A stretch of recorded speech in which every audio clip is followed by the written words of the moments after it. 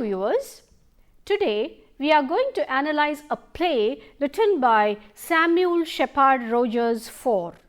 Well, let's try to know about this great author and his play The Tooth of Crime. Well, the title sounds very interesting and I am sure it is interesting. So, let's try to analyze the different interesting elements of this play.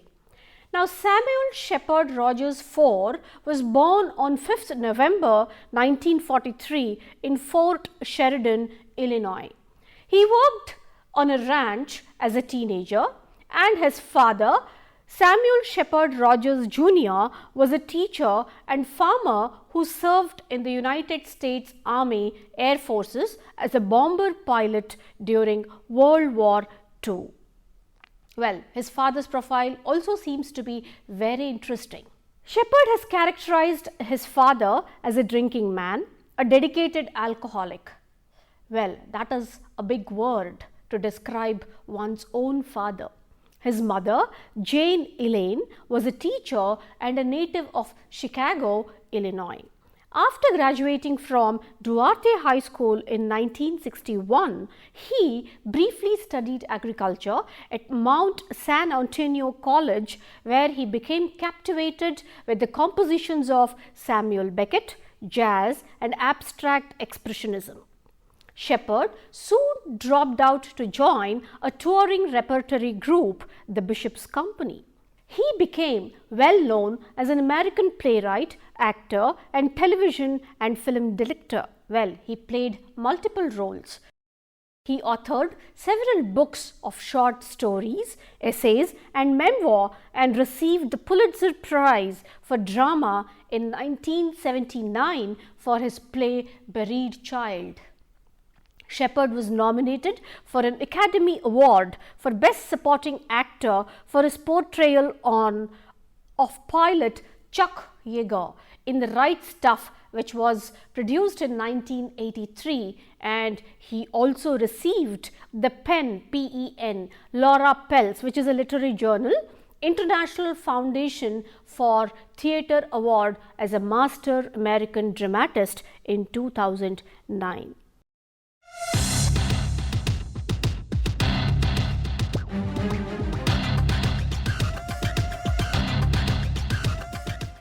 Now, let us look into the different elements of this great play called The Tooth of Crime. The Tooth of Crime is a play depicted in 2 acts, which is a dramatic representation of an archetypal sign of dethronement and usurpation. Human beings by nature are power mongers.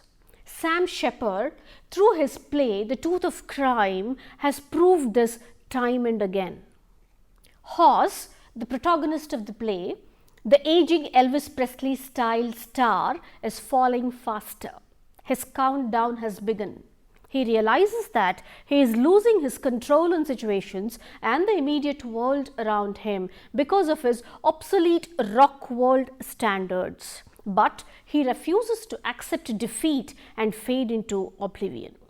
He also refuses to acknowledge the authenticity of mojo root force represented by his opponent Crow, a gypsy soloist. He is constantly challenged by Crow. He feels that he is being haunted by the shadow of isolation. You know, isolation is the most dreadful disease in life. He has a strong feeling that he has already been neglected by his old pals. A bitter feeling of indifference makes him restless and disoriented. That feeling of isolation is intensified by his anxiety of a solo showdown with Crow, a grotesque representative of aggressive, intimidating gangsters. The action and conversations in the first act of the play revolves around the looming altercation in which the victory of one would mean certainly the destruction of the other. Well, always things are placed in opposite direction in reality. The dramatic action builds up slowly and is propelled, as it were, by 2 erratic factors. What are they? The first one is horse dependence on charts, stars and other people along with his practicing sessions with a dummy. And on the other hand, the general speculation about his adversaries' frantic confidence and slight regard for the code as expected of those hot-shot young dudes and hired killers, and particularly the ambiguity of the threat. The second act, or Act 2, is an extended verbal encounter in which the old veteran is skillfully manured sometimes by the fresh vigor of his opponent, sometimes by the referee. The referee's unseemliness and the crowd's use of cheap ways to excel and win with prompt adaptability. Hoss kills the referee in a fit of wronged resentment and is momentarily frightened by his rash, code-defying crime, by his sudden awareness of the keepers. He surrenders his supremacy again to Crow with an appeal that Crow would teach him how to be a man, to face his tainted and distorted state and to overcome his loneliness. This also indicates that interdependence also plays a vital role in one's life. However, he fails to learn and prefers to put a bullet in his mouth. What does it mean? He embraces death. Hoss yields to a necessity which is powerful than his weak emotions.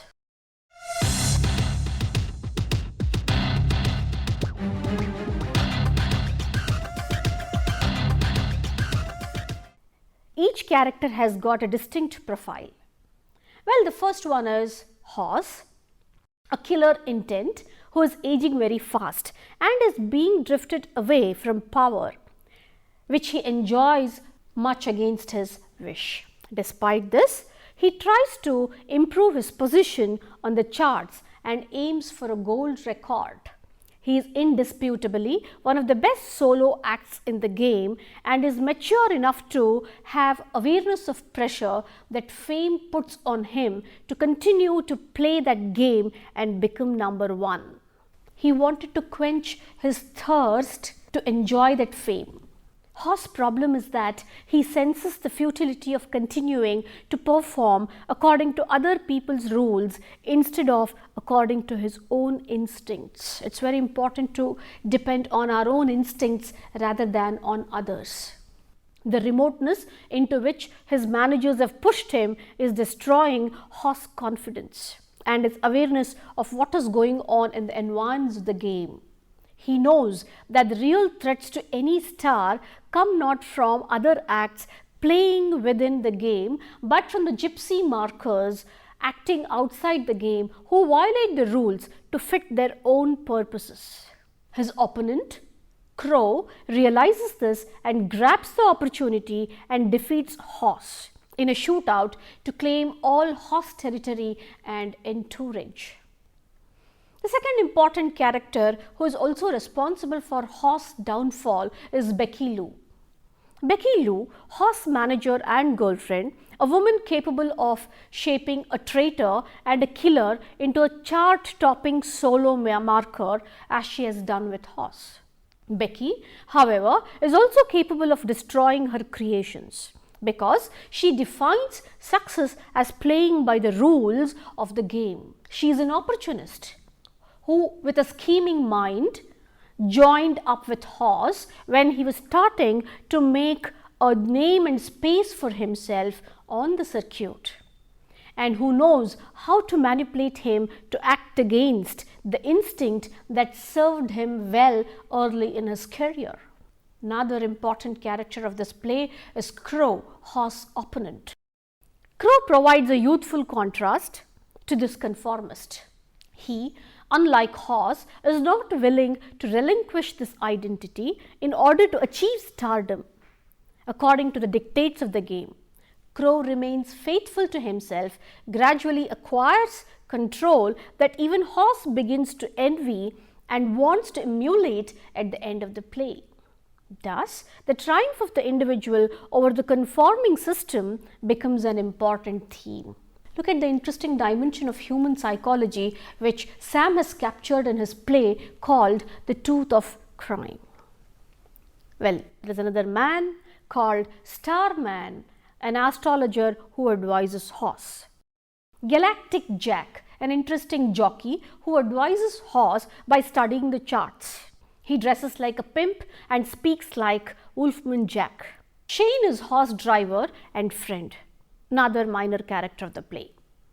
And Doc is horse drug provider and doctor. And you also find referee adding his own importance to the play.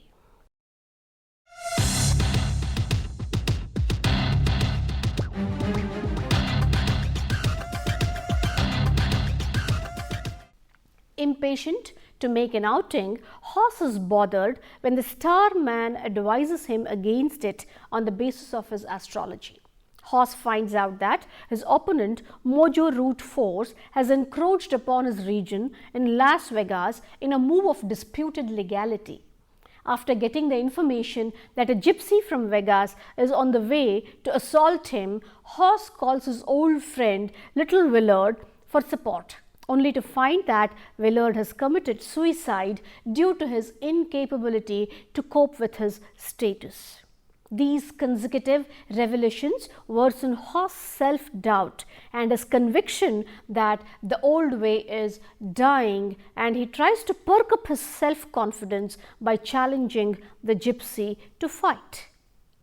Before the combat, Horse and Crow attempt to analyze each other. While Crow learns to mimic Horse's walk and style, Horse frightens Crow by taking on the voice of an old western gunslinger. Despite an ostensibly successful second round in which he takes on the voice of a Delta blues man, Horse loses the battle when Crow exposes Horse's fear that his cracking busted in two. The best way to defeat an enemy is to know his weakness, and Crow was successful in this. After killing the referee, a fraught Horse entreats Crow to teach him the new style. In the end, however, he chooses to commit his last genuine act. What is that? He kills himself. He embraces death, for Crow praises him. Well, this is not considered as a cowardly act by Crow. Instead, Crow has all admiration for Horse. The play ends with Crow taking his place on Horse's throne, and with Becky, who was Horse's girlfriend and manager, quickly shifting her loyalty.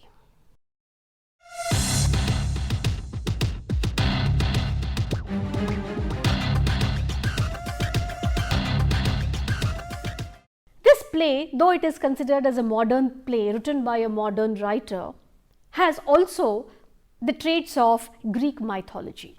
It exhibits the characters of Greek mythology. Let's see what are they. In the well-known story of Greek mythology, the Titan Cronus frantically seeks to avoid the prophecy that one of his progeny will oust him, as he did to his own father, Uranus. Cronus' strong power and anxious attempts to evade his fate prove useless, and soon his angry son Zeus appears to fight a battle for the throne of the world. The concept of conflict between generations, with the old battling a merciless new breed, has come down through countless storytelling traditions. And now the audience witnesses the fundamental struggle through the lens of Sam Shepard, post-apocalyptic rock fantasy, The Tooth of Crime. Though we try to define ourselves as modern, we could never ever separate ourselves from old fashions. The play Tooth of Crime has proved this again. The Tooth of Crime takes place in a ruined desert wilderness. Apparently, all that remains of the American Southwest after some catastrophe has wiped off any appearance of society. The only order that remains is the game, a convergence of violence and rock music. The fighters are markers who battle to protect the vast areas of territory with different musical styles and weapons under the strict rule of the keepers. Two important groups, the markers and the keepers. aging rock star horse rules as the undeniable champion of the markers until the arrival of Crow, an aggressive young gypsy marker with no regard for rules or the old ways.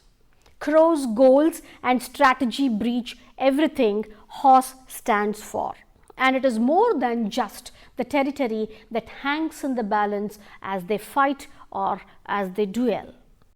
The language, the style of the writer also plays a vital role in this play.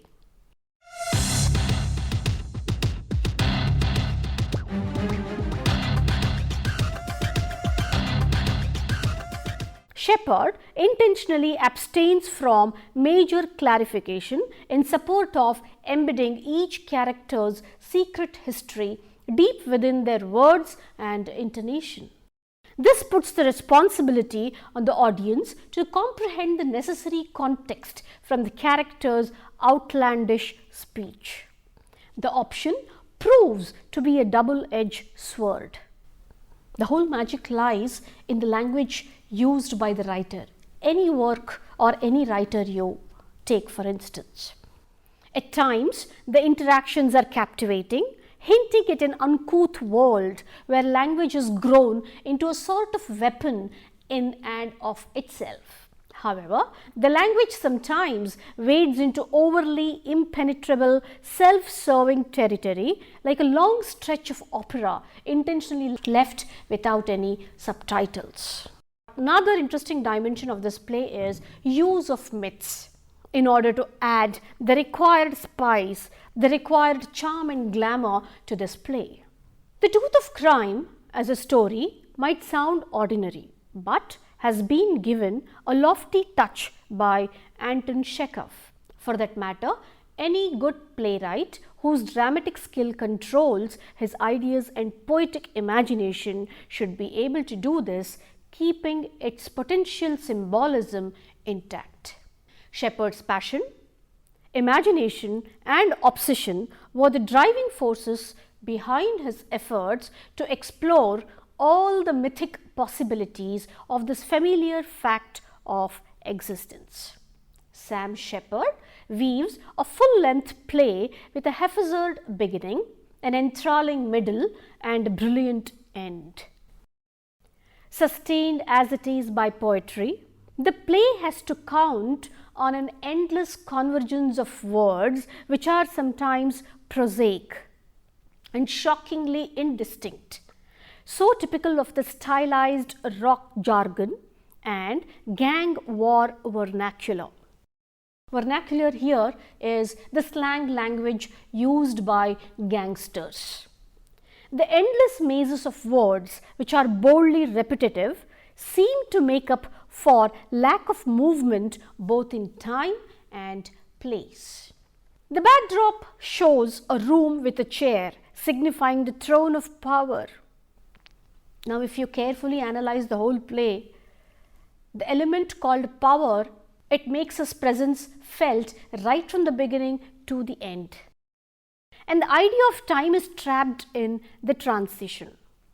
Instead of shrinking the world into a room, the writer expands the room into the world, and the chair symbolizes the seat of power. Instead of squeezing eternity into a moment, he skillfully extends the moment into eternity. A contemporary act of surrender and acquisition of power becomes a strong reference which spreads itself on life at large. As the play gains momentum, the microscopic room of Horse expands into an empire of which he is the reigning supreme. And the past, the present and the future evolve out of the highly charged and pulsating moment. As a result, the play seems to change although action is confined to a room, and time seems to move forward and backward although it is actually static. There lies the beauty of the writer in presenting his ideas. The theme of the play, though it revolves around managing a veteran who has been dethroned by a new rock star, acquires an archetypal and mythical significance because it is modeled upon the tribal practice of violent transfer of power in societies in general. Horse exhibits the trait of a tribal chieftain with many historic victories, who is surrounded by his old-time acquaintances, friends, and a woman called Becky Lou. These people have become a part of his personality through years of interdependence. Horse, aging, suddenly calls for a rearrangement of order with power to continue to feel its magic. His age, his incapability to detach himself from the temptations of being in power, his holding the scepter of power too long, his anxious unwillingness to part, and his being the usurper turned chieftain or king, which necessitates his constant terror of encountering some younger, sturdier stalwart in a single fatal combat. Horse aging suddenly calls for a rearrangement of order with power to continue to feel its magic. His old age, his incapability to detach himself from the temptations of being in power, his hold on the scepter of power for too long, his being the usurper turned chieftain or king justifies his constant terror of encountering some younger, sturdier stalwart in a single fatal combat. All these elements, along with the ritualistic death, all strongly resemble the morphology of the golden bough myth or the king of the woods myth described by Sir James Frazer. This myth is sometimes referred to as the priest king of Nemi, Crow's immediate model, who is a young western gunslinger who is determined to kill the veteran who is as old as myth itself. He is like Cain, with full of hatred for Abel and the aspirant to the office of the priest king who kills his precursor in the darkness of the eerie thick forest. The priest king of Nemi is wedded to the golden bough and Diana. He has to protect the tree. He is the priest, the king, the murderer, and the guard who keeps vigil under the tree, always apprehending an enemy who would attack him, kill him, and assume the priesthood one day or other.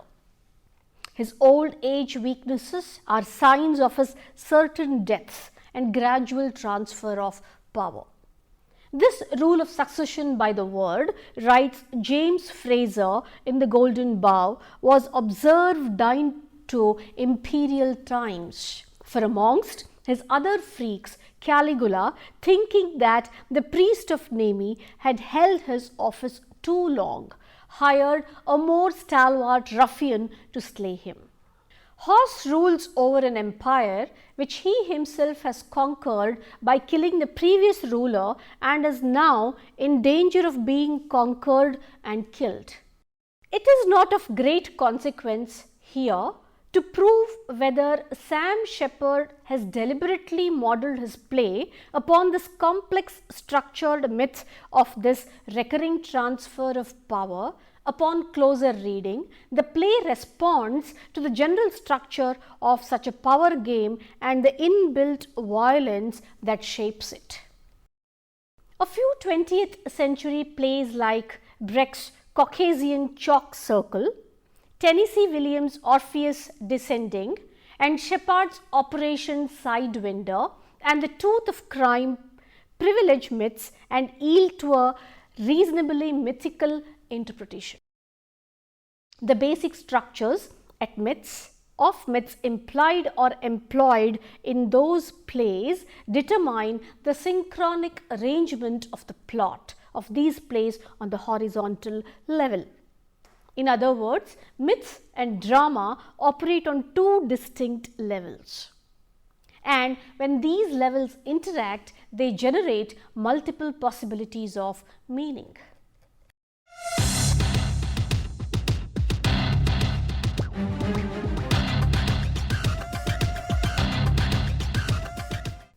The play is a conflict between generations, with the old battling with a merciless new breed. This concept has come down through countless storytelling traditions, and now the audience witnesses the fundamental struggle through the play written by Sam Shepard, which is a post-apocalyptic rock fantasy. It is important to note that Shepard intends to highlight this aspect of the power game by endowing Hoss with a distinct personality. Hoss is not any chieftain or any priest of Nemi awaiting his turn to be overthrown and killed by another sturdier adversary. He stands for certain values whose quality is deemed to be superior to those of his rising gypsy successor. His final dethronement and suicide acquire a tragic significance because he ends up as a hero after suffering and fighting, and as a result exhibiting a distinct identity, not as an amorphous victim assholes, says Hoss indignantly. His is an indictment on the general dilution of forms, norms, degeneration of the code, and disappearance of courage to give a fight back. His violence, like Timon's, is supported by his tragic excess and is redeemed by the consistency of his character. He is a fighter who wants to retain his pride and plays by fighting according to the code, but his adversary, Crow, seems to have no regard for the rules of the game. He is chewed up by the tooth of crime. A sense of justice seems to have been introspected in Hoss' mental horizon, and he kills the referee when the latter gives wrong decisions. By that action, he defines the code and, in a sense, splits himself or his own self. And such splitting of the self, caused by his Hamlet-like impulse to set the disjointed time right, is well in the tradition of tragic hamartia. Well, this kind of analysis takes us back to Shakespearean times. If Hoss has a split personality, a fractured self, it may be remembered that it is busted into splinters by time. The play gives a strong message that however powerful you are not immortal, you are not eternal. You have to bow before the Supreme. Thank you.